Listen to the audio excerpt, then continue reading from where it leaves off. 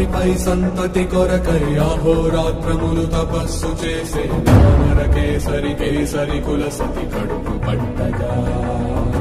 జనించినాడొక అసమాన బలోద్ధతుడు సంయుతుడు అంజనాసుతుడు పవననందనుడు.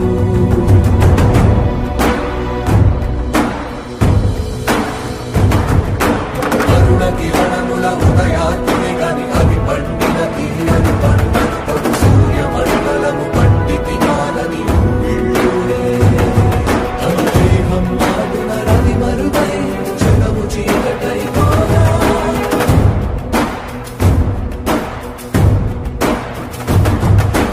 అది అమరేంద్రుడు గమనించి తన ఐరావతమధిరోహించి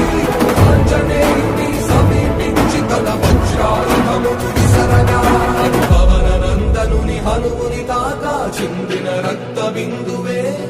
విద్యుద్వేగంతో ధరణి స్థలి వంద కడలిలో చచ్చి